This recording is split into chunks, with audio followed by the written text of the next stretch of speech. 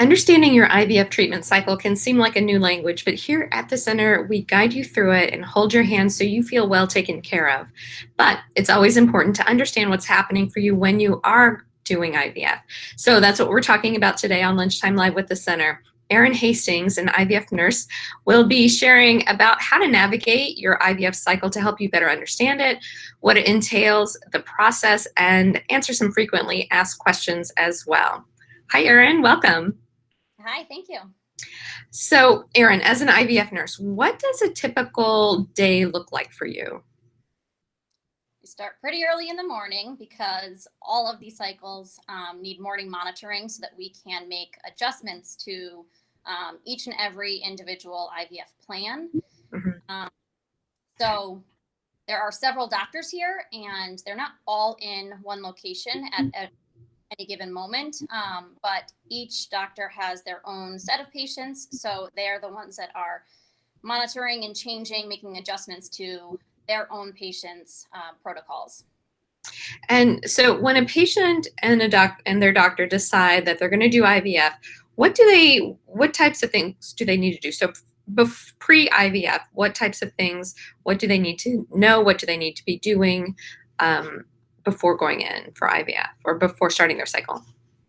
So there are some direct indications as to why a patient might need IVF. If there is a patient that is not in a serious committed relationship and they want to freeze their eggs, if there's severe male factor component, if the patient has even tried multiple IUI cycles and has not been successful, then they would come to IVF. So sometimes patients are walking in having already started their treatment with us, so they might already have some of these prerequisites done. But let's just take it as if you're a brand new patient starting IVF because that's your route. We require preconceptual blood work, day 3 labs. We require a uterine cavity assessment, so whether that's an ultrasound or a water ultrasound. Maybe even an HSG, which is a dye test, seeing if the tubes are open and patent.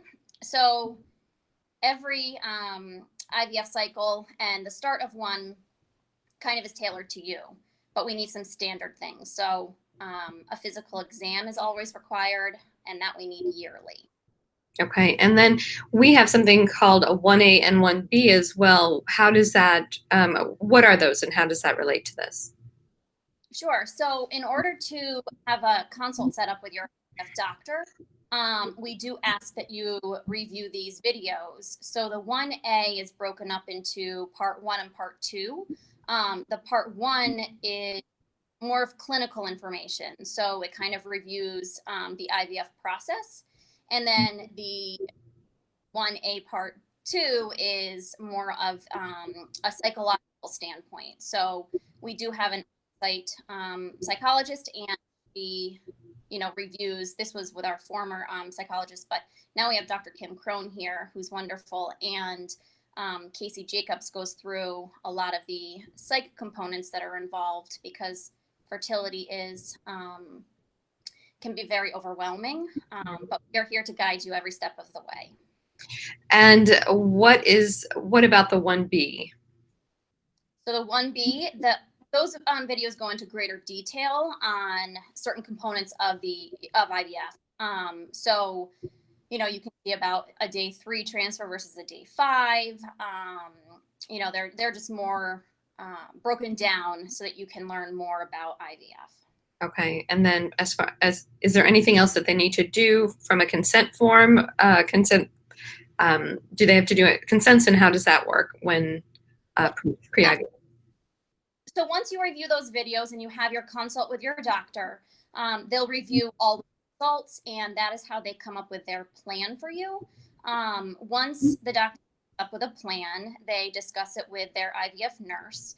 We have 6 providers, so 6 doctors, 3 APRNs, and we have fellows that are also here. And so the doctors have their assigned IVF nurses. So your assigned nurse would then reach out to you to kind of walk you through the next steps.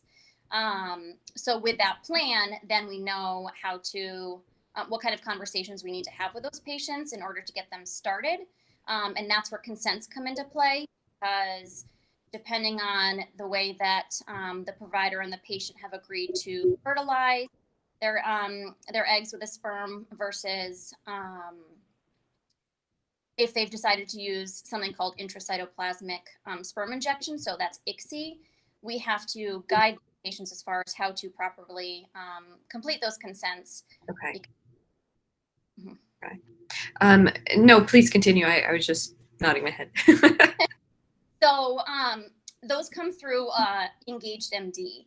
And this is a kind of like a portal, I guess you could say, where we have access to the patients to be able to assign them medication videos and educational modules. And this is also where the consents come into role. We assign them the proper consents because there are many, and this is all the patients giving us permission based on those consents to carry out their IVF procedure. Okay. Okay. So can you talk also about the basic, like the process of IVF and what they can expect from that? Yep. So once we have the plan in place and you're ready to go, all of IVF is not a one-stop shop. There's not one plan that is the only plan that we use. So it's completely tailored to each individual patient based on multiple things. So for a typical cycle, patients would call their nurse with their cycle day 1, which is their full-blown menses, and that's before midnight. And they would call to set up their baseline appointment. And in this baseline appointment, we are assessing their follicles with an ultrasound and starting them with blood work, so having their baseline blood work. And this will indicate to the doctor whether or not the patient is able to start. And with the okay to start, that's we're starting the patient with their stimulation. So the beginning is the stimulation component. They go to trigger once we see that they're ready to their trigger shot to prepare for retrieval 2 days later. We will guide them. They'll have their retrieval of their oocytes, and then they can either do one of two things. They can freeze, so cryopreservation, or they can go on to fertilize and either transfer or freeze all of them. And if they are in a relationship, they choose to freeze embryos, or if they're single, they may choose to just freeze their eggs. Now, do they choose to continue or freeze prior to retrieval? Yeah, so that's part of the whole plan. Patients can either do a fresh cycle or they can do a freeze all cycle. And what that means is if they're doing a fresh cycle, they are going right from stimulation to retrieval to a transfer. And typically, anything that is, let's say extra, if there are more embryos that have made it to a blastocyst stage and the patient wants to freeze those, they can still transfer one of them and freeze other embryos for later use. Okay. Versus some choose to do a cycle and not transfer anything and freeze all of them. And that can be for multiple reasons, and they would discuss that with their doctors. But one of the most known reasons why to freeze all of the embryos is to do something called PGT testing, and that would be to test your embryos. So after they say they have a transfer, what happens in those 2 weeks, and when do they have, or about 2 weeks afterwards, but when would they have their pregnancy test, or what would happen there? Mm-hmm. So if they're doing a fresh cycle, we actually instruct the patients when they're triggered, we instruct them exactly what they need to do from trigger night on, what medications they need to take, because if they are going into a fresh transfer, they will need to start some prep medications. They'll need to start their progesterone and potentially even some estrogen for preparing themselves for their transfer. So once they have their transfer, 9 days later is when we would schedule their pregnancy test. And that's basically 2 weeks from when they had their retrieval. Okay. And so you know, what when they have the they have the pregnancy test 9 days later if they don't get their period, right? So we always schedule those.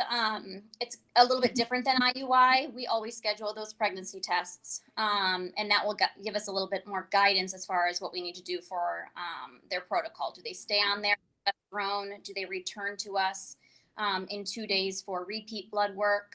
And that gauges what we need to do as far as follow up. Okay. And just going into the, to the phase where they're pre-retrieval, how often do they come in and what's involved in monitoring them? So that's a good question. They have to come in for their baseline ultrasound and their blood work, and that's for every one of our protocols. Okay. And is that day 3 or is it day 2 or 3? Usually day 2, can sometimes be day 2. Mm-hmm. And then from there, every protocol is a little bit different, but you will be coming in for some other blood work a couple later. And then that's to see if we need to make any adjustments to the stimulation medications that you've started. And then from there, you come in for another ultrasound a few days later with some more blood work. Just seeing when you need to return to us, how your body is responding, if we need to make any adjustments. And then basically from about day 6, I would say, or so on, the ultrasounds become more frequent until we trigger you. Okay. So they can be every days, or they may be even started daily. How is, when you say trigger, what does that mean?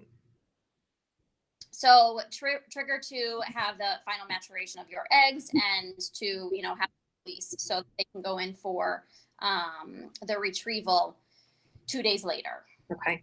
And throughout this process, what does their doctor do versus what do you do through the process? So each one of the IVF nurses is every patient's go-to person. We are talking to the patients usually daily. Yeah. First line of communication is always the telephone, but sometimes we do communicate through email.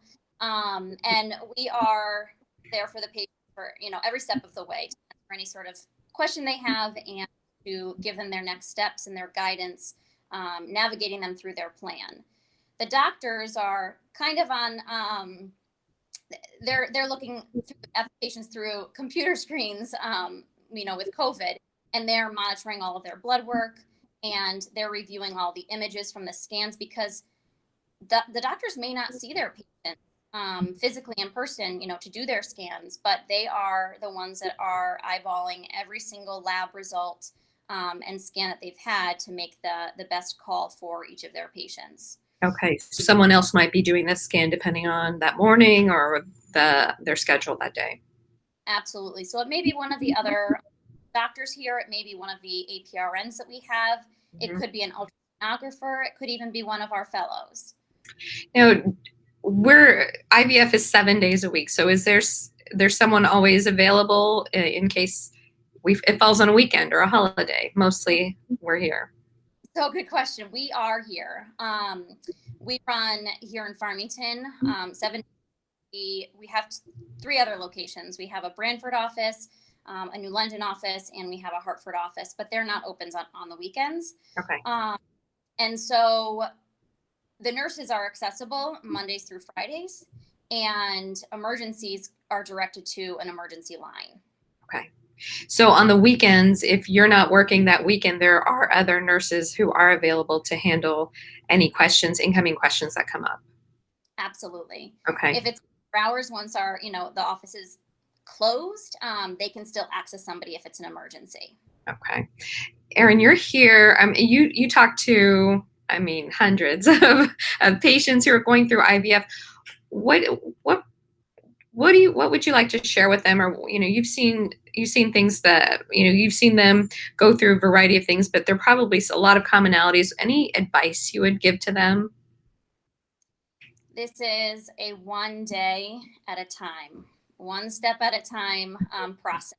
It is exciting. It is scary. It is overwhelming, but you have a team behind you the whole step of the way, and try not to get ahead of Give yourself, take a deep breath and give yourself the chance to enjoy the process, because it can be a long one, but we're here to help you succeed.